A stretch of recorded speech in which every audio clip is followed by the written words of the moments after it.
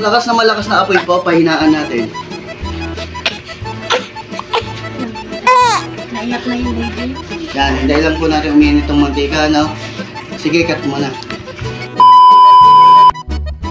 Tamay!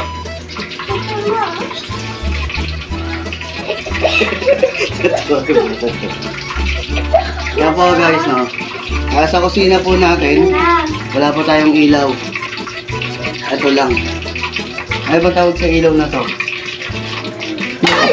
Ay! Tita ba si Tita ba? Taba?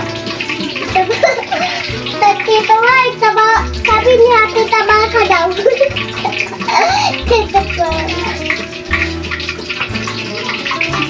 Tama, may anak na. Malalaman po natin yan pag mainit na. Tignan po natin. Aray, mainit na. Pero, okay na po yan.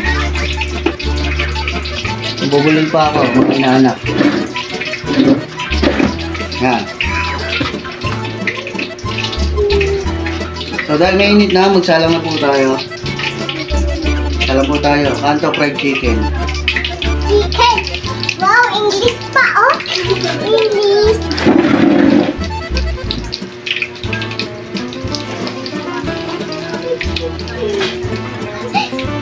Huwag niyong bibiglain yung manok kasi baka magulat siya. Ayan, no? Parang sipag naman akong pangulo ngayon. Ano kalan mo na? Hindi, kasi kailangan doon nila yung lutong malinis. Kaya pinasapi ko muna sa akin si Ninong Y. Bakit? Bakit? Wala na ano lang may tanak. Bakit? Ikaw din nagluto na itong manok na. Bakit? Ninong Y, bakit?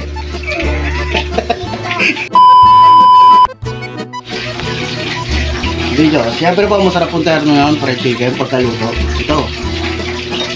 Laki yan ah. Coca-Cola. Baka naman. At saka siyempre, hindi masarap ang Coca-Cola pag walang yelo. Pag di malamig. So, Aling Selly, yelo. Baka naman.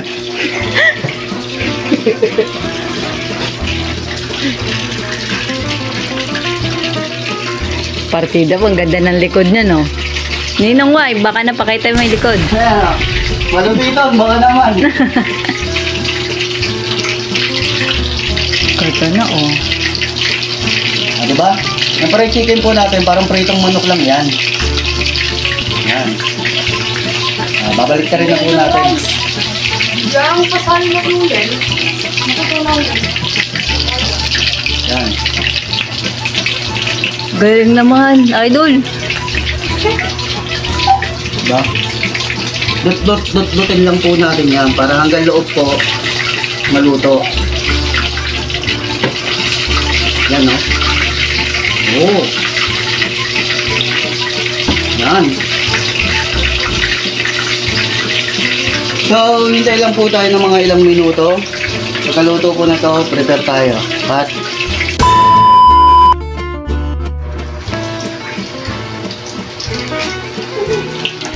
Ganda naman yan. sige, namatalsikan ka. Maganda talaga yan.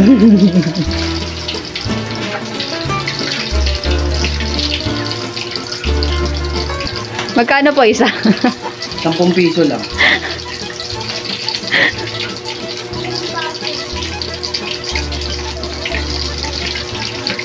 So yun guys, no? Habang nagluluto po ako, may naghahanap po sa labas, kapitbahay. Kaya tanong daw po sa kanila kung may nakakita daw po ng manok. So hindi po ito yun, huwag po kayo mag-alala.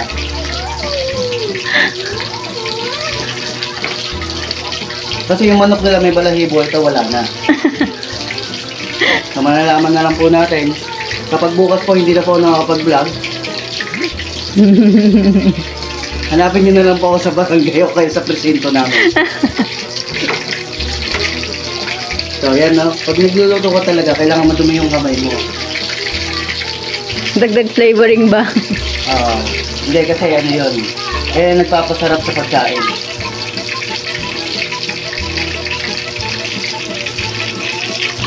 Ay! Kita nyo, di ba? Kumalsik yung mantika.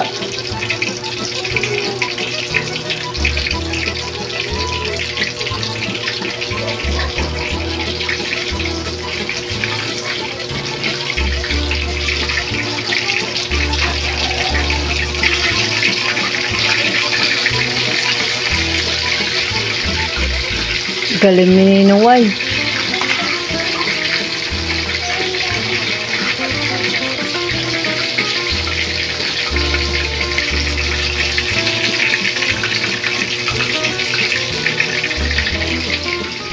Dapat po sa pagluluto po ng pritong manok, mahina lang po yung apoy. Bawal daw po kasi magulat yung manok. Kasi baka tumakbo pag nagulat. Di ba? Nabunggaw siya. Eh. Kailangan, tandahanin Ayan daw po yung mahinang apoy. Ako, ayan po. Napakahinang apoy po yan. Medium heat lang po yan. Medium nga, medyo mainit.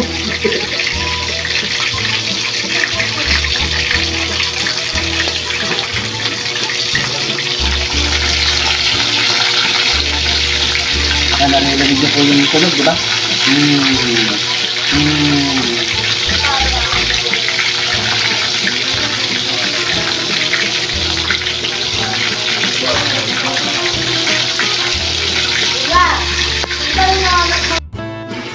Papanoodin ko pa yun.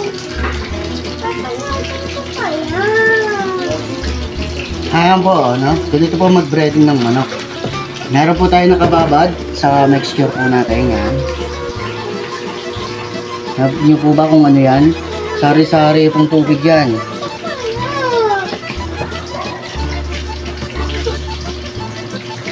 Ayan po eh, may bawang, paminta, suka, patis, tsaka tubig na galing sa Ilog River. Ilog na river pa eh, no? Kasi ito po, kinulektang itlog ng butike. Tapos pulbos ni Johnson & Johnson powder. Papanoodin ko pa yan.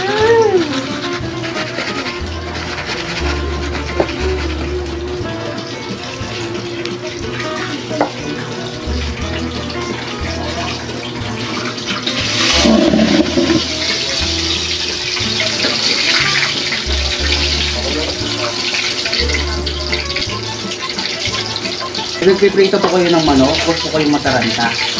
Kahit huwag niyo po yung bantayan, mga ngamoy sunog naman yan.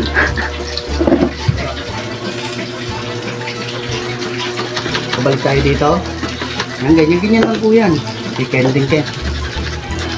Kending-Kending, paborito ng buong mundo.